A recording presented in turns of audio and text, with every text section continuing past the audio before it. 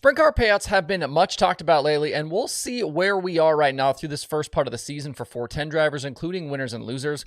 We've also got news from High Limit, Kasey Kahne, and more. Let's go.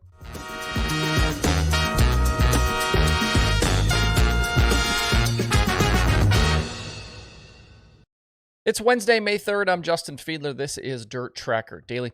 At this point in the year, we're probably about a quarter, 25% through the 2023 sprint car season, and I wanted to look at just a few numbers today for 410 racing as a whole. Schedules and money are something we've talked a lot about, and both situations will remain fluid as the season progresses. At this moment, there are questions about James McFadden and Roth's future, and we've already lost the first full-time outlaw driver, which I'll talk about here in a bit. All of these numbers I'm going to mention here are from sprintcarratings.com. If you haven't checked out Bill's work, he does a really nice job keeping up with a lot of different sprint car stuff. As we are now into the month of May, the two sprint car drivers with the most 410 starts in 2023 are the two guys who made the most starts a year ago. They are Anthony Macri and Justin Peck. Each has raced 22 times, and it's not surprising they're at the top of that list. Trailing them right now are Buddy Kofoid and Danny Dietrich at 21 races and Parker Price Miller at 20. And for some reference, most of the full-time outlaw guys are at 18 right now. In 2022, Peck ran 99 times, and we know that his owner, Tom Book, is shooting for 100 this season. Macri and Dietrich both ran 93 times, and you would again expect those guys to be pretty high on that list. The outlaw guys will end up somewhere in the 70s, most likely, depending on rainouts. That's kind of about what you usually get. You know, the World of Outlaws schedule 90, and they'll usually get like 70, 75 in. As for money right now, we haven't really hit the big payout part of the schedules, but David Gravel tops the list at almost $88,000 won so far. Carson Macedo, Brad Sweet, Gio Scelzi, and James McFadden trail. Gravel and Sweet have the most wins this season with 4 each. Last year, Brent Marks led the way at $642,000, well, as a number we talked about a lot and a lot of other people talked about a lot. But that record will be smashed this year with the million looming at Eldora this summer. So somebody will have probably something similar to a Jonathan Davenport type season where they'll be, 1.5, 1.6, probably like that. I wouldn't be surprised.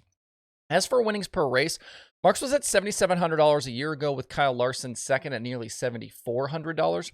Nobody is close to those figures in 2023 yet, but again, the big paying shows aren't coming up here for a bit. The interesting thing about winnings per race is I guarantee nobody could guess the top two guys right now on that list. I posed this question this morning on the Dirt Tracker Twitter account, and I got the answers you'd expect. Macedo, Macri, Gio, Sweet, Gravel, Rico I saw in there as well. But it is skewed because of races completed. But according to sprintcarratings.com, it's Corey Day and Justin Cox. Both have completed 4 410 races out in California with NARC. Day's won twice, has 2 seconds, and is averaging just a tick under $6,000 per race, while Cox is at $5,000 per race, and that's thanks to that big almost $19,000 score he had at the Dennis Roth Classic. Gravel is, if you could look at guys kind of with a ton of starts, Gravel leads the list. He's at $4,800. Macedo, $4,700. Sweet at $4,500. Sweet's actually doing a little bit better through these opening 18 races than he did in all of last year. But it's important to remember he only won 5 times a year ago, and this season he's already got 4. Cox will definitely come back down to earth, I think, as the season continues, as outside of that win, his other finishes are 7th, 15th, and 10th. I think Day, though, could have a very strong season depending on what his schedule ends up being. If he runs NARC full-time, he's going to give Dominic Scelzi a hell of a challenge for that championship. And there are big shows out there that he can win, including the Dirt Cup at Skagit. And if he travels more, I think he's going to be a problem wherever he goes. As for some guys who have struggled, a big one is Donnie Schatz, way down in 9th in the outlaw points, just $32,000 in winnings, $1,800 a race. Schatz won nearly $500,000 a season ago, and that was obviously thanks to that big Knoxville National score. He averaged about $6,000 per race, and at this moment, he's gone 7 straight races without an outlaw top 10. It's also been relatively quiet for guys like Aaron Reitzel and Lance DeWeese. DeWeese does have a win, but has only made 6 starts, earning $10,000. He won 10 times a season ago, averaged about $5,000 per race. If you want to see all of these numbers for yourself, like I said, you can find them over at sprintcarratings.com. I sometimes think that Bill must not sleep on the weekends, keeping up with all of the races that he puts into his system. Drop me a comment, let me know your thoughts on all of this sprint car stuff up to this point. We were supposed to get high-limit sprint cars tonight at Kokomo, but after a lot of recent rain, they just couldn't get the track into raceable conditions, so tonight is postponed. They are working with the racetrack to find a reschedule date, so stay tuned on that one. The expected field was going to be 49 cars, included Ricky Stenhouse Jr. again, Jake Swanson subbing in for Alex Bowman, plus most of the other drivers we've seen with the series to this point, all of the full-timers. James McFadden was on the list, and I saw a bunch of comments about it, but this was not a sign that they're falling off the Outlaw Tour. McFadden had not yet run a high-limit race, so this was going to be just his first of the 4 freebies from the Outlaws. We'll see high limit again in a few weeks at Wayne County Speedway in Ohio.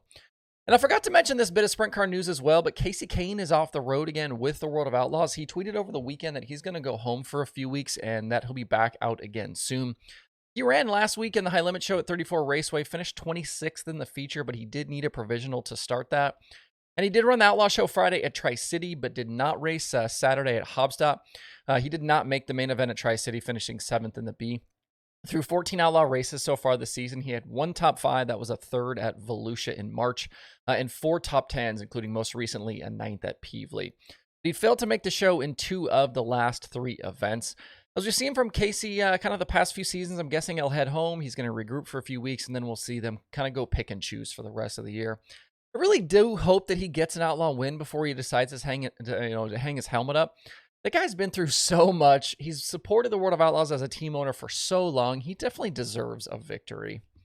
One other weather-related note for you, tonight's practice session and tomorrow's racing for the USMTS Modifieds and the SLMR late models at Lakeside Speedway is canceled. That one's hard to say, SLMR. They are hopeful to still race Friday and Saturday, but series and track officials say that will depend on how much rain they get the next few days. We'll keep an eye on that one as we get closer to the weekend. In podcast land this week, Wing Nation has Brady Bacon, Daryl Ruggles, and Dominic Sells. The Open Red also has Brady Bacon.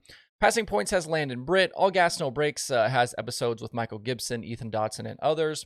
Hoagie's Garage has Tim Estenson. Dunewich on Dirt has George Laux, and there are new episodes of The Dirt Reporters from Dirt on Dirt, The Dirt Nerds, and Dirt Track Confessions. To find something new to listen to this week, head over to dirttracker.com/podcasts. Streaming schedule, 4 shows on it for today. Dirt Vision has weekly micros from Millbridge and Dirt Vision Now. Speed Sport has IAMCA Racing from Antioch, and there is Flow Racing 24/7. To see the full daily streaming schedule with links to watch, visit dirttracker.com/watch tonight.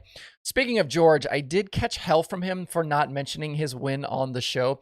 He won recently in Carolina Sprint Tour action, which is a 305 series. George, if you were like an OG Open Red listener, George was on the original Open Red Crew Guy episode. He worked for Kasey Kahne for a long time, and he was on that original episode with me and Ross. He's since kind of transitioned into the NASCAR world, but he has his own sprint car now that he runs whenever he gets a chance, and he did win recently with the Carolina Sprint Tour, so congratulations on that one, George.